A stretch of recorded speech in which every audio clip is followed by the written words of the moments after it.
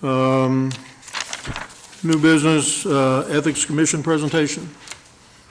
Who's gonna, you? Welcome. Good evening. Good evening, Mayor Robinson, members of the council. My commission members are coming up now. My name is Benjamin Woolery. You've had me acting as chair of your commission now for, I don't know, about 8 or 10 years. Lee would remember, she's the institutional memory of the group. As you know, I think about a year or two ago, we had a lot of changes to the city ordinance. And so we kind of think that we need to come out and show you guys who we are, let you know what we do, and also there's a television audience. So my job tonight is to introduce everybody else, and they've all got a part to play. And I'm going to give you my background first. Again, I'm Benjamin Woolery. I was raised in the Buckingham section of Levitt Bowie. And then my wife and I raised our kids here in Meadowbrook. And for 5 years, I couldn't afford to live in Bowie, so I lived in Greenbelt for 5 years. Thank you. Now, I've been an attorney in private practice for 25 years. As I said, I've been your chair here for, Lee, do you think it's about 8 years? Yes. And you came in right after I did, I think, so it's probably...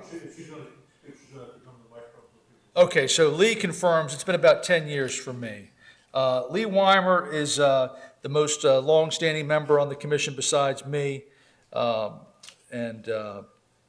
Lee and her husband Jim have lived in Bowie since 1995.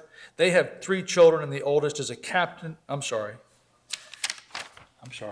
I was reading. It had Lee on there for some reason. Lee and her husband Jim came to Bowie with their 2 children in 1987. Lee spent more than 30 years in the computer industry, and she's very helpful in the commission with these skills. Managing contract negotiation and administration for supercomputer system sales and service with domestic and international government, the intelligence community, and commercial customers. Some years ago, Lee sought a change and now teaches yoga and Pilates locally. We also have Jim Holderbaum, who's going to address you in a moment. Jim and his wife, Sandra, have lived in Bowie since 1985. They have 3 children, and the oldest is a captain in the U.S. Marine Corps. Jim is a PhD in agriculture. Think that's true, Mr. Marcos? Yes, it is. I dragged Jim in. Jimmy Marcos and I are friends, and we dragged Jim Holderbaum onto the commission some time ago, and we've learned a lot about him. Jim has worked in the international development consultant industry primarily with the U.S. government for over 23 years. This year, Jim has left this profession and is now pursuing opportunities in the food industry as an entrepreneur. So Jim's been very helpful in his year or so with the commission. Vince Canales is the middle-ranking member of our commission. He's retired from the Prince George's County Police Department, Mr. Mayor, and he gave the county 21 years of service. He also gave the FOP Lodge for the Prince George's Police 3 terms as president. He and his family are residents of Bowie and have been for more than 20 years now. So, and I will make one final plug. You can see there's 4 of us. We really need 5. You gave us an alternate position, so we really could use both of those positions. So to the TV audience, please step forward because we need all the help we can get. With that, allow me to introduce the next member of our group, Vince Canales. Thank you, sir. Appreciate you having us here today. I'm going to go over the purpose of the commission at this point. The purpose is our system of government depends in part upon maintaining the public's trust in their public officials and employees. Residents have a right to be assured that the impartiality and independent judgment of public officials and employees will be maintained. This led to the creation of the Public Ethics Ordinance, Article 5 of the City Code. Reflects the council's commitment and the public's expectations to avoiding improper influence in matters of city business, requiring disclosure of financial affairs and setting minimum standards for the conduct of city business.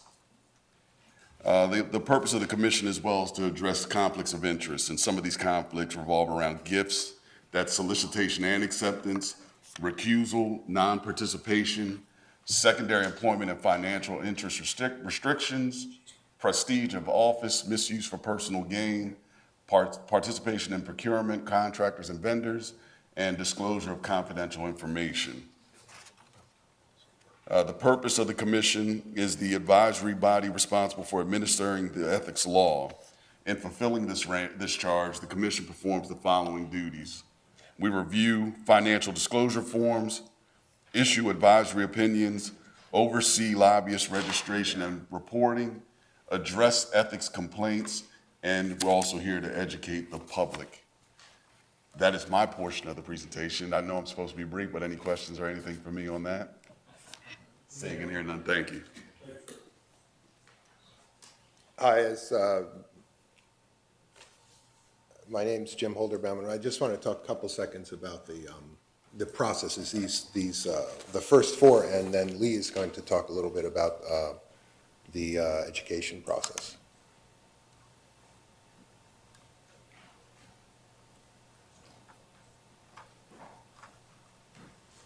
The first reviews financial disclosures forms, which I know all of you are aware of. This is we do annually with all of the city members and elected officials, appointed officials, and even us, a lot of the committee members. So this we do on an annual basis. The other activity we take is the issue advisory opinions regarding application of the ethics ordinance. An example of this is, we had a recent example where a contractor to the city was inquiring about employment with the city, and there was a question about, was that something, under our ethics code, is that something that person could do? And so we issue advisory opinions on that. Those requests should be in writing and include the name and the job title and enough information and relevant facts in order for us to issue an advisory opinion. Third, we also oversee the lobbyist registration and reporting. And the guests here at the meeting will notice on the agenda, at the bottom of the agenda makes reference to lobbying registration. And again, this is also part of the public trust so that the citizens of Bowie understand who is before the council proposing different activities and who it is they represent.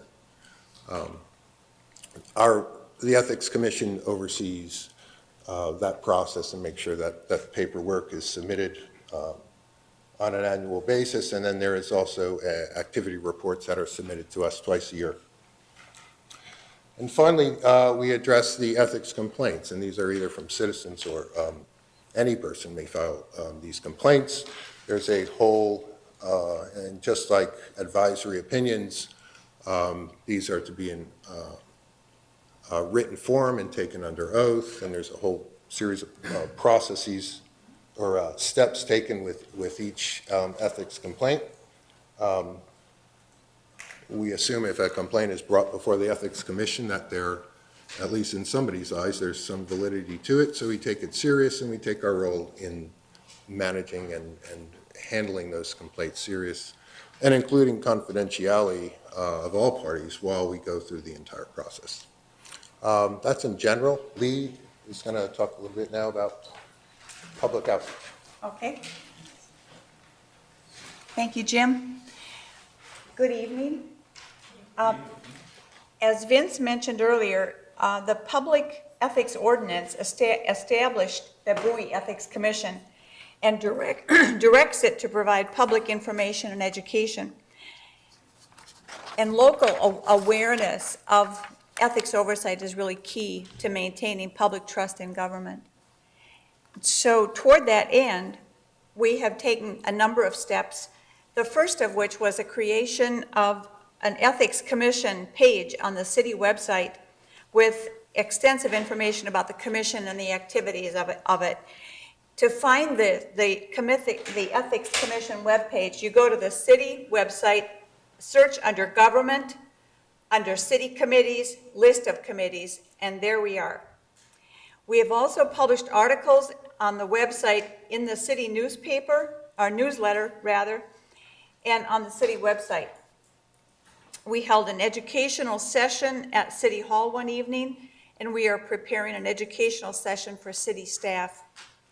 We're also available to meet with city groups and student groups to discuss or highlight ethics issues. Ethics in government is an ongoing concern and not one which is resolved or solved by passing an ordinance or filing disclosure forms, but it's the subject of increasing focus in professional education.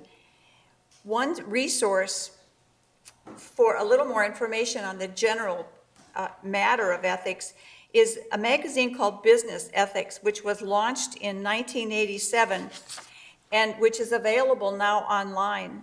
It's an excellent resource for better understanding of how ethics intersects with the public life.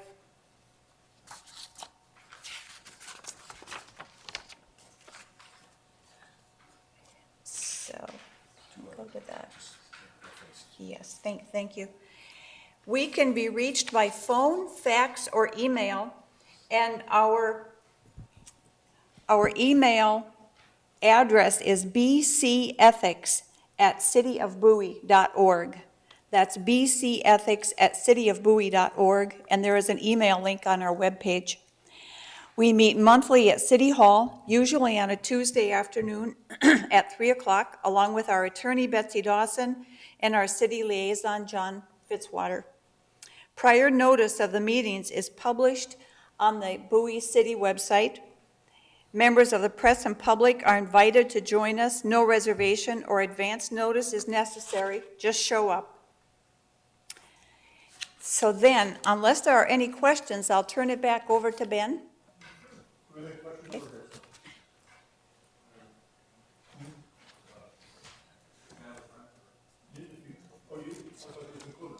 We really are. I have one parting statement, that's it, really.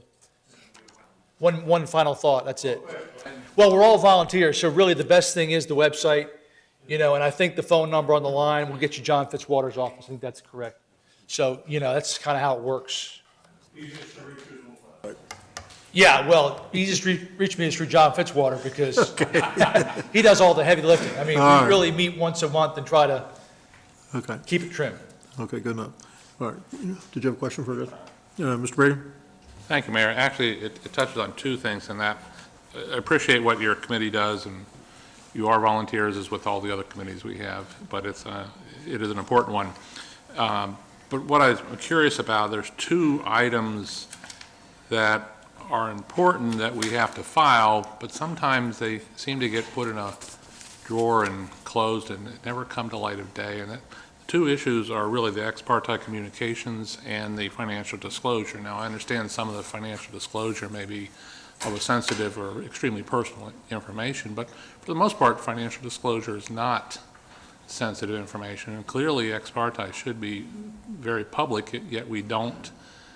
When we have a staff report, it's listed on the web page, but it's a rarity that ex partes are broadcast or provided to the public either as they are ongoing or coming into a thing. I'm wondering what the Commission's thoughts are on those two issues as far as making it a little more accessible to the public.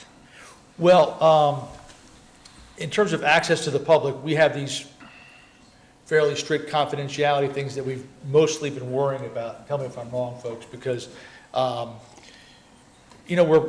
learning. There's a new ordinance. We've got a new attorney, Betsy Dawson, who's done a good job of bringing us up to speed on how to implement that. We've been talking with her a lot about the fact that the burden on her is pretty heavy to do a lot of this stuff in terms of just segregating out our information. If we're going to maintain things like ex parte records and these financial records, we really need to get a dedicated portion of the building, even if it's just a corner where we can keep our records safe and secure. That's kind of where we are with that. I think that might come on up, Ben. And there have been we've all started the discussions about potentially doing something on the website. Some of the conversations right now, what Betsy was looking into was the idea of what information really should be out there, what should be redacted back. So, I mean, we're in the infancy right now as far as this is concerned, but we have started having some discussions about that as well. So. Okay, and I can understand that the financial disclosure is a slightly different element, if you will, but really ex parte goes into and kind of parallels a typical staff report or an application by an applicant. It's more on the factual basis rather than personal information. And I would think that really that ought to reside in with the planning department and be tied to the given, well, actually, whatever it is, because it's not necessarily planning, but wherever the ex parte resides in City Hall, what area it touches on, that's where it should reside as an official document. But still, it should be available to the public if they were to go to the website and search it. That's the point that I'm trying to bring. Our website's new, I can imagine it can fit that sort of information. And I'm sure that like I said, a lot of this is new, so we're trying to basically get up to speed on it, so that's definitely something we can bring up. Okay, thank you. We'll Thank talk to our attorney about that next time, I think All we right, could. thank you, Mayor. Put that on our agenda.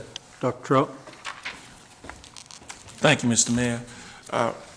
Thank you for the report tonight. Just have a brief question or two. One, are you looking at the disclosure forms from other municipalities? No. Let me give you a reason why I asked that. I asked that because, You mean their formatting, you mean? no, they're actual forms. Their actual forms? Right.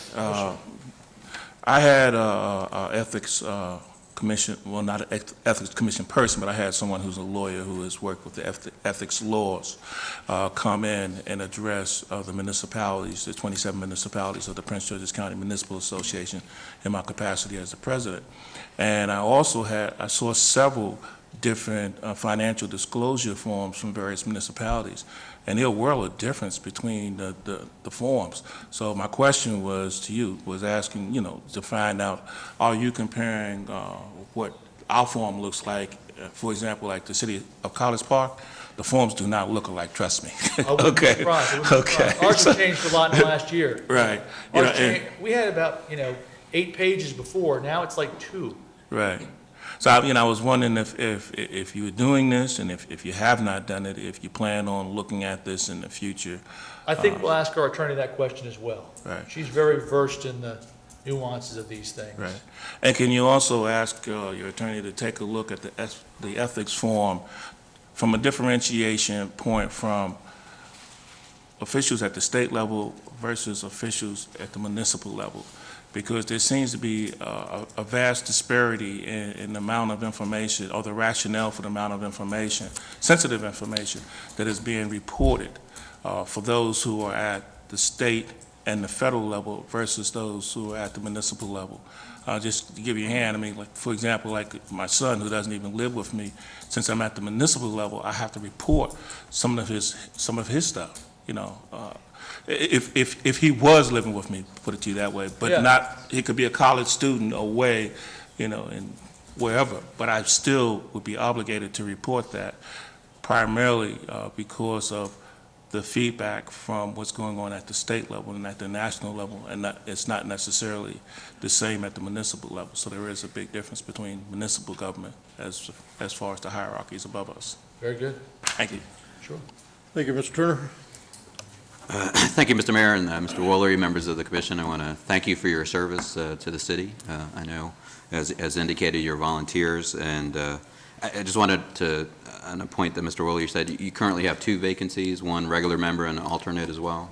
Yes. Okay. And just so I can tell you, what we do is we don't wait for somebody to be gone before we bring in the alternate. If we have a workload, like we had a doctor who was working for NASA, and when she had a heavy work schedule, we brought in the alternate. We didn't kind of wait for her to resign. So if you don't mind, and if you have a problem with that, please tell us. But our view of it is an alternate can come in like a substitute in a basketball game. I mean, we need 5 people because our workload has increased tremendously with this new rule. I'm just curious, as far as numbers, how many, in addition to the council members, which I know, obviously, how many other staff members have to file financial disclosures? Approximately how many? I'm going to say we seem to have about 40. That sounds a good guess. Okay. We had,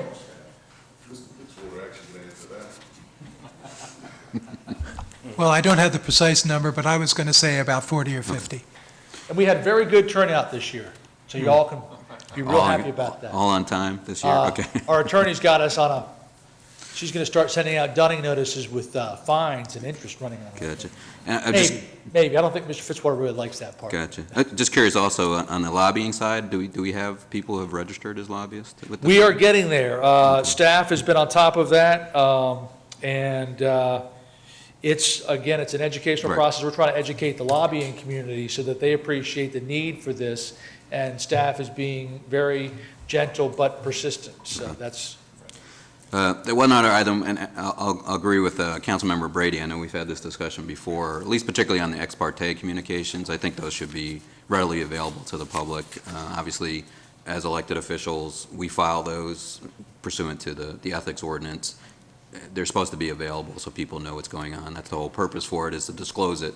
So I would be supportive, whether it's on the ethics committee or maybe on the clerk's or the main webpage, that information should be available readily to the public.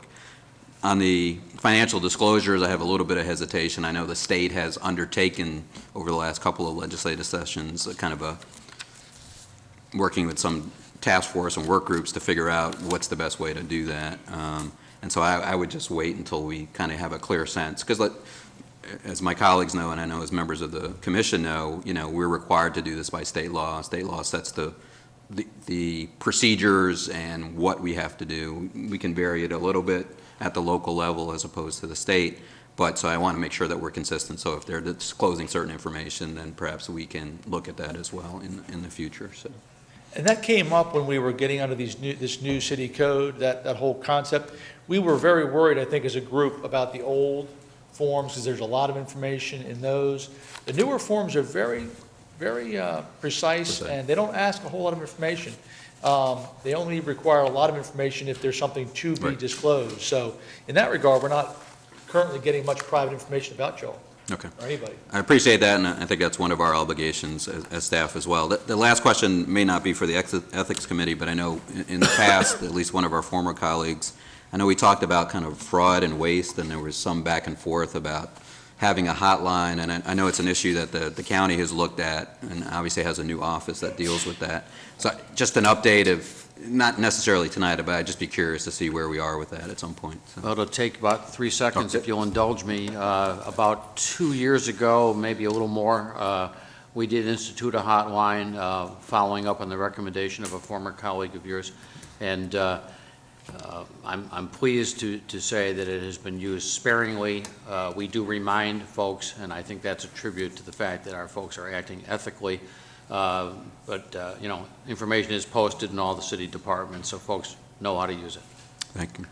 And my last question is, we're going through this review right now of all the city committees, and I'm sure you got the notification earlier this year. And it's not necessarily directed at you, but one of the things that we've talked about is making sure that each of the committees report, and obviously you're doing that tonight, at least telling us, some of the things that you're doing, but maybe, I know the county does this as well, gives an annual report as to numbers of advisory opinions, number of complaints to the extent you can expose. So something, not to add anything more to what you guys already have, but I think that would be useful as a reminder as part of this process as well. And that's kind of part of why we came here, because we Okay. saw that in the flyer. We thought, well, let's go ahead and do this. So we've been talking about doing this, I think, really for about 7 or 8 months. Right. So. I appreciate it. Thank you, Mayor. Mr. Brady, you have another comment? Yeah, just a follow-up, you might say it's a request / suggestion. It's great to hear that you've revised the forms and they're a little easier, user-friendly, I'm assuming. But remember, or please take into consideration that people are filling them in aren't lawyers. So terms need to be defined if they're unique. And I know that our city attorney had to run around and get us to clarify stuff, because the way I interpreted the question was not the way I think you were expecting us to. Just if so, any terms that are or unique legal references, if they could be explained in layman's term, it'd be helpful. And the other item is, I've been on the council now 20 years. Come this Saturday, it's 20 years since I was elected. I have filed 17 exact duplicate copies of my financial disclosure because nothing changed. 3 years ago, something changed, and since then, I'm filing the same revised one. Is there not a way that a form can be, basically, a person can attest and say, there's been no changes since the last year, and sign off on that as a financial disclosure, and you attach that to the previous one, and you build up the history, so. Well, if I'll answer those questions in reverse order, I think that suggestion is not a good idea, because I think a person in office should look at these things each year and not give a knee-jerk reaction of, oh, it hasn't changed, I'm sure it hasn't changed, I'm just going to take last year's, run it through the photocopier and say nothing's changed. I think that's kind of treacherous territory. With regard to the form, though, we struggled with it. It's really something we've kind of had to dump on our attorney and have her do all the hard work.